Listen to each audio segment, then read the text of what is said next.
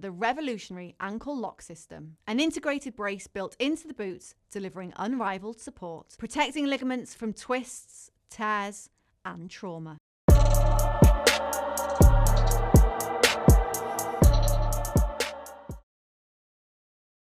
Regan Slaymaker for Boxing Social in association with Empire Fight Store and Our Kings, and I have the pleasure to be joined by Matchroom CEO Frank Smith. Frank, an absolute cracker here on Friday night. Brilliant night. Great to be back at York Hall. Not so much for you because I heard about the last fight you had here.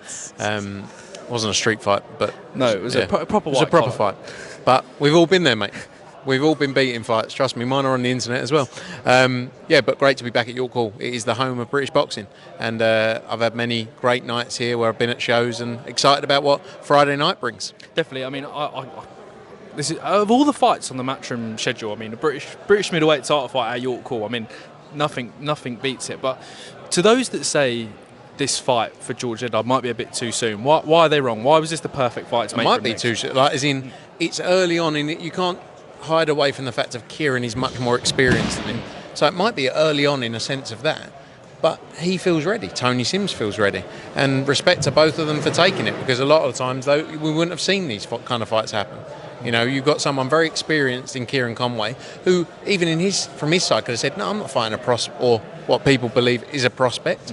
You know, so yeah, it could be too soon, but it could be the perfect time. And on Friday night we find out. But these are the fights we should want to see. 50-50 fights between two fighters who believe they can win and have the confidence to go in there and win. Definitely. I don't have too much of the time, but a great undercard here as well. Jimmy Sain's English title fight, Chloe Watson, Shannon Ryan as well.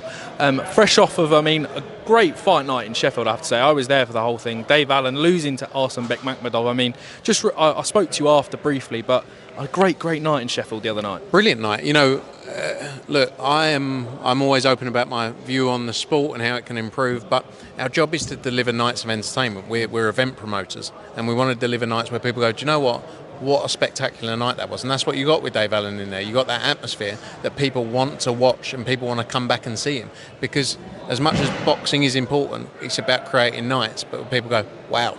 And we had that in Sheffield. Dave dared to be great. He didn't win.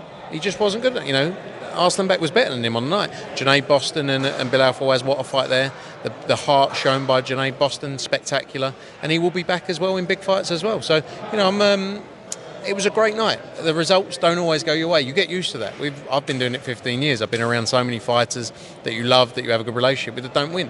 But it's about delivering great nights of fights. Definitely. What did you make of, and forgive me if I'm repeating any questions anyone said, what did you make of kind of Simon Jordan's comment saying he was disappointed in Dave's performance that night? Yeah, I mean, I'm disappointed in Simon Jordan's business acumen to not have as much money as he used to have. Like, I mean, we all... Not every night is going to be your best night, right? That's the reality of it.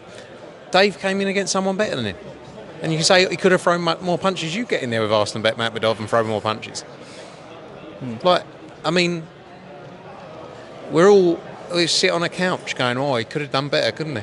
Mate, do me a favour, you sit and do a radio show and mug people off all day.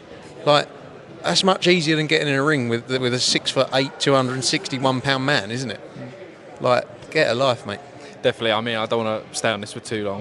Ben Whittaker returns on November 29th.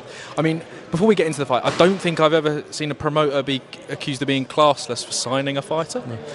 I mean, look, I work in I'll be honest with you, boxing is quite a classless sport. I would have to say I don't, and maybe I'm not the best judge of myself, but I think I am. I'm probably not the classless man in this sport, but he's obviously got some kind of reason why he loves Ben Shalom and boxer. He must have invested some dough in it, because otherwise you'd never act the way he does.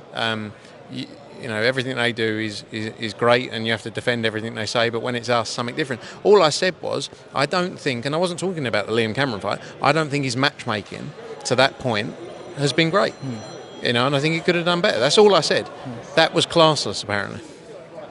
I didn't say, oh, they promoted him terribly. I just said that's my view. We're all entitled to views. It's not classless to have a view like that. You might say I'm wrong. Fine, I'm incorrect. You're wrong. Cool. That's your opinion.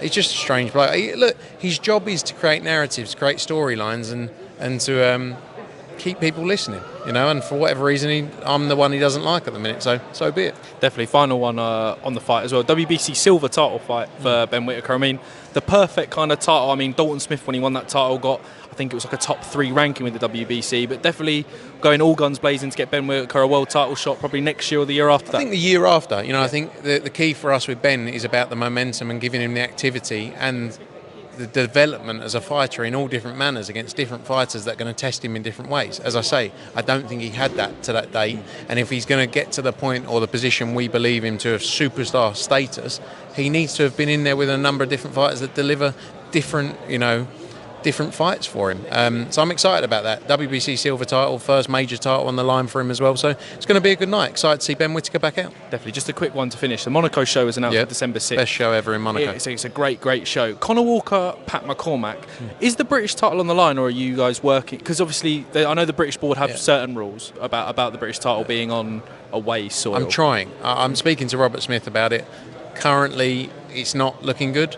But let's see. I would love for it to be on the line. They've done it obviously in Saudi, but they were the host commission in Saudi. We shall see. But we'd love for it to be on the line. Frank Smith, always a pleasure. Cheers, Thank mate. you very much. Sorry, that was awkward. Cheers, mate.